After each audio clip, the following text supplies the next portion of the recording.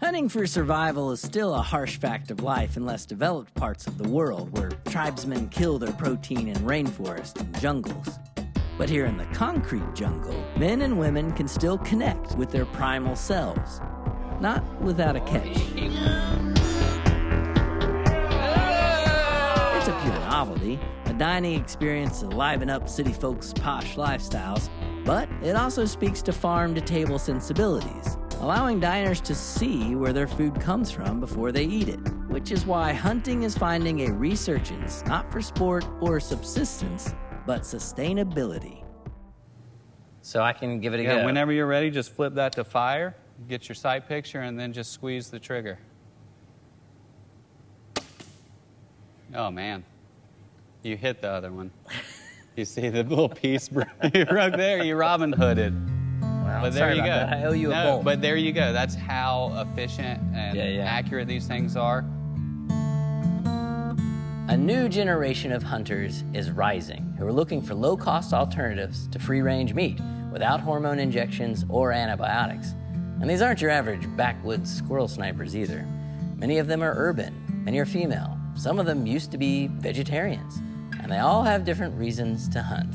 I met with Hank Forrester of Quality Deer Management Association in Athens, Georgia, whose Field to Fork program seeks to train people who don't already have a connection to hunting. They want a connection with nature, a connection to their food, knowing where their food comes from, local, sustainable, ethical food. But is that by far the interest over, let's say, sportsmanship? Because, you know, when you think of hunting, I think a lot of people think, well, for sport, right? Sure. Like that's the stigma maybe, is that's all that it's for. 82% of Americans approve of hunting for deer and turkey for food.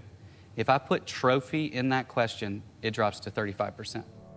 Hunting is a very traditional activity, and Field to Fork finds its non-traditional first-time hunters at the local farmers market, where the farm-to-table vibe was already on target.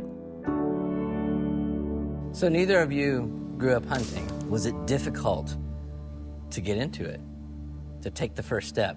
I think growing up a woman in the suburbs, there's a lot of things that don't feel accessible to you but seem really interesting, and hunting was one of them. You know, typically if you have a family member, they're gonna show you what best equipment to use, what you're supposed to wear, how to not get hurt doing something, and not having access to that makes it feel like it's something you're never gonna be able to do. And so when Field to Fork started coming to the market, I realized how badly I actually wanted to try this thing that kind of was out of my comfort zone, but also was alluring. Factory farmed beef and the antibiotics, you know, fed to animals in feedlots feels wrong, and it also feels like there's not much of a way out. And so this is a really, I think, honorable way to step outside of that system without trying to simultaneously like dismantle a system you really don't have that much control over. We got salad, quinoa, venison tenderloin, bratwurst.